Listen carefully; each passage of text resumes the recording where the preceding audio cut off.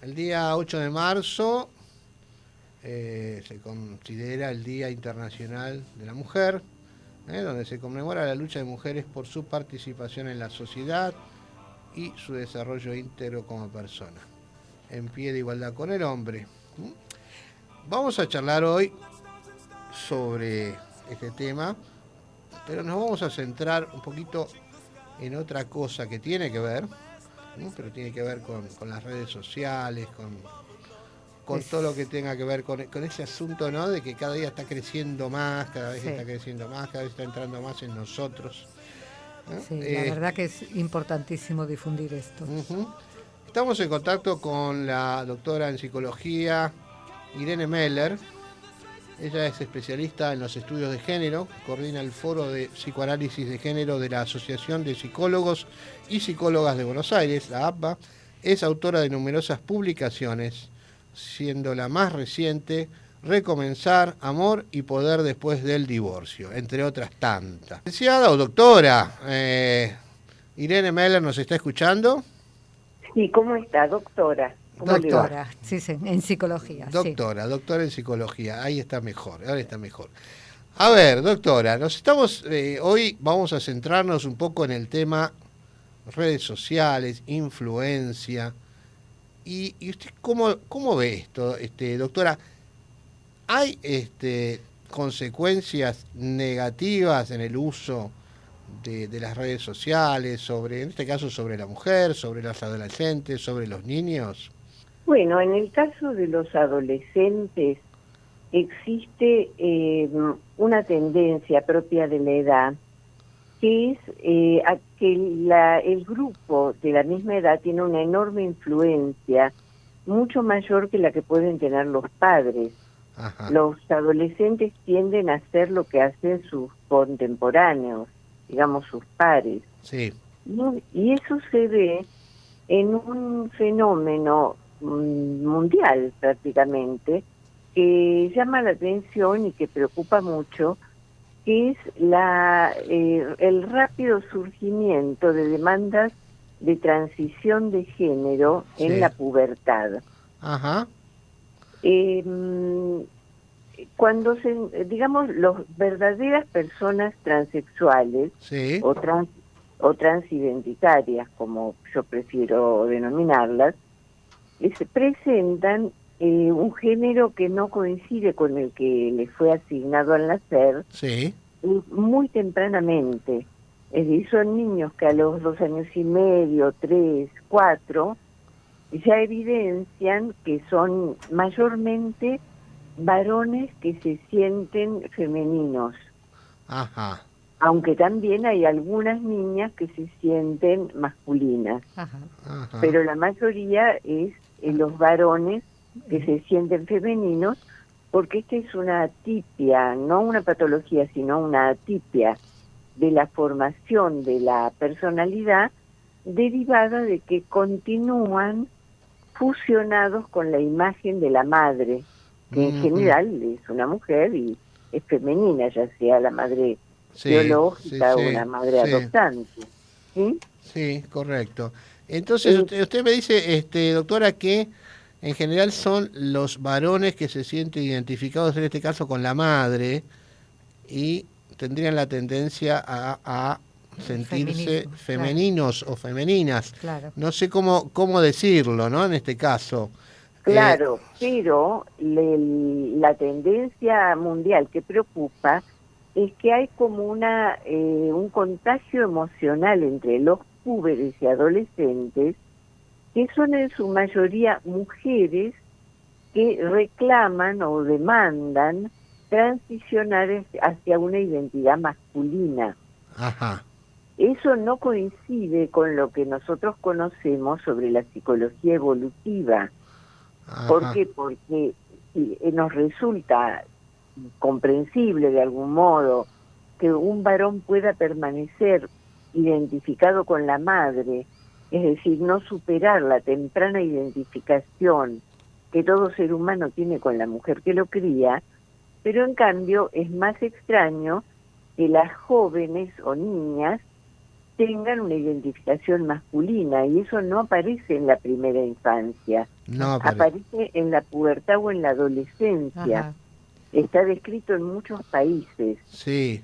Y se han creado verdaderos dispositivos, digamos, protocolos médicos que tratan de facilitar esa transición de identidad sin realizar un análisis pormenorizado y serio de los motivos verdaderos de esta demanda de transición. Entonces es como un sistema que ofrece rápidamente detener el desarrollo puberal, después brindar hormonación cruzada, es decir, estrógenos a los varones y testosterona a las niñas. Sí. ¿Se entiende? Sí. Después ofrece reasignación de los genitales e incluso servicios de fonoaudiología para lograr cambiar la voz de acuerdo al género que el sujeto experimenta. Ajá. Esto se ha difundido mucho en muchos países y hay un enorme debate internacional al respecto, porque se tiende hoy día a pensar, por lo menos se está discutiendo, que se trató de dar una respuesta médica a un problema que es psicológico y social. Correcto. ¿Se entiende? A ver, sí, se entiende, pero a ver, entonces la duda sería, esa transición, ese momento en donde el varón tiende a ser femenino, ¿es un hecho, se lo puede considerar entre comillas, algo normal o es una patología lo que está teniendo ese niño? Yo diría que es una manifestación de múltiples trastornos que hoy hacen estragos entre los púberes y adolescentes relacionados con cuestiones tales como, en algunos casos, trastornos del espectro autista. Sí. En otros casos, violencia intrafamiliar, que ha aumentado fuertemente. En otros casos, abuso sexual durante la primera infancia.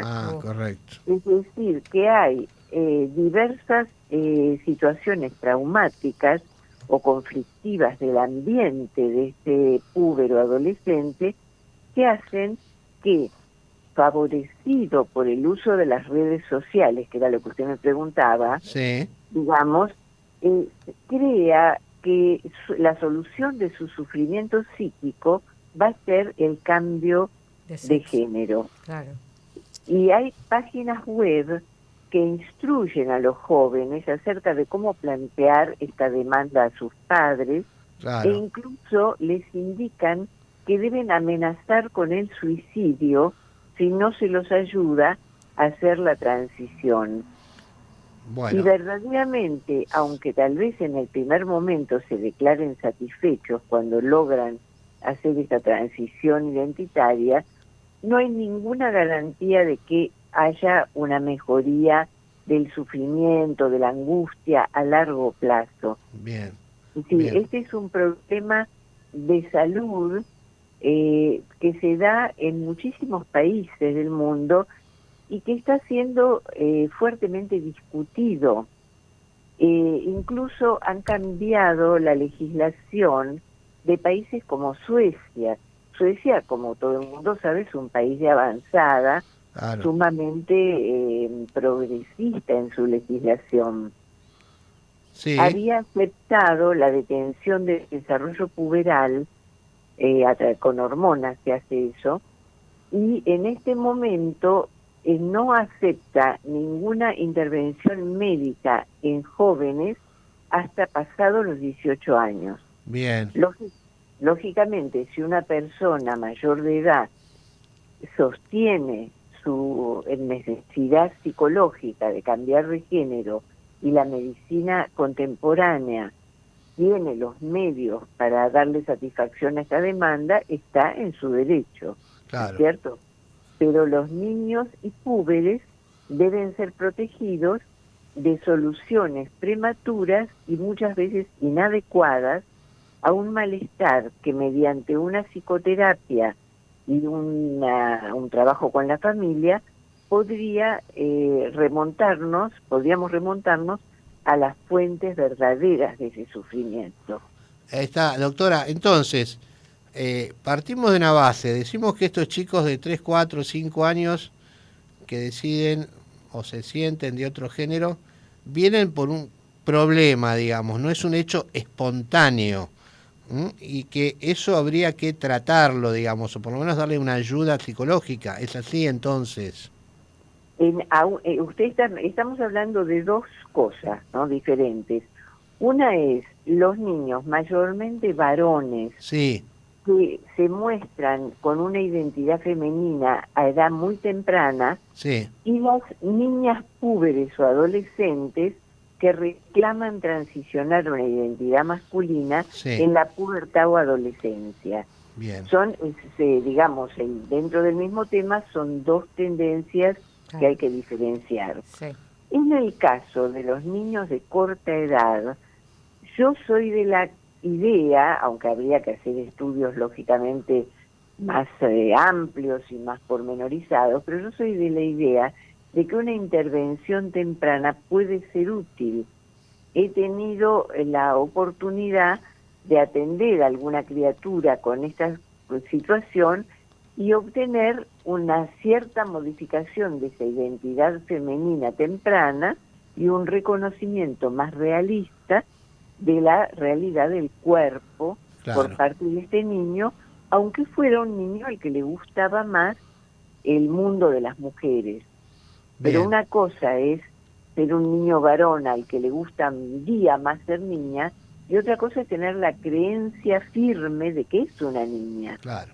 ¿Se entiende? Sí, se entiende. Se entiende, doctora, se entiende. Lo mismo que el tema que usted contó de la importancia de no hacer intervenciones médicas hormonizando chicos antes de los 18 años. Así Cosa es. como, yo soy médico y la verdad que me parece correctísimo eso, ¿no? Yo también estaba pensando, ¿no?, en que hay madres que cuando ven que su hijo está teniendo, y lo hemos visto, ese cambio, lo están como acompañando, ¿no?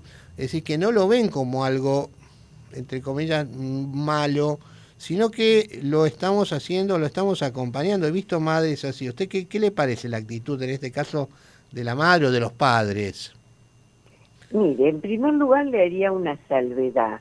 No creo que haya que hablar de madres, sino de padres. De padres, sí, porque sí. Tendemos a responsabilizar a las madres de todo el sufrimiento infanto-juvenil como si todas las mujeres fueran la Virgen María. Y la verdad es que los niños no suelen concebirse con el Espíritu Santo, sino con un hombre que debiera estar presente. Claro. También. Cuando no está presente, brilla por su ausencia. Totalmente. Y la ausencia de padre, que desdichadamente en la actualidad es bastante frecuente, tiene efectos muy adversos en el desarrollo infanto-juvenil. Correcto. ¿Entiendes? Sí, sí. Entonces yo, digamos, querría destacar.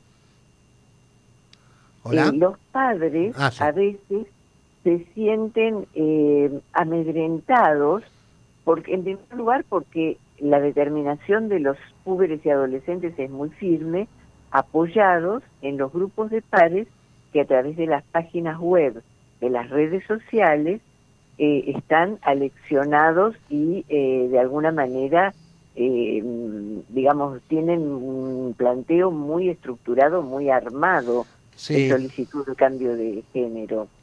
Es decir que... Y en segundo lugar, porque Sí. encuentran en el sistema médico, digamos, equipos médicos, servicios médicos armados, que ya tienen un protocolo de atención predeterminado, donde, y escúcheme esto que le digo, la oferta de psicoterapia es considerada en principio discriminatoria, porque la consideran patologizante. Ajá. Es decir, yo no creo que a un joven o un puber que reclama una transición de género, ofrecerle una psicoterapia sea patologizarlo. Por supuesto que no. Yo vengo trabajando como psicoterapeuta más de 50 años en esta ciudad y la mayoría de mis pacientes yo no diría que son psicopatológicos. Claro. Son personas que desean reflexionar sobre sus vidas y vivir mejor pensando acerca de los eventos de su existencia, sus preocupaciones, sus problemas familiares, laborales, pero no son personas patológicas. Claro, las personas correcto. con patologías serias en general tienen una atención más a predominio psiquiátrico.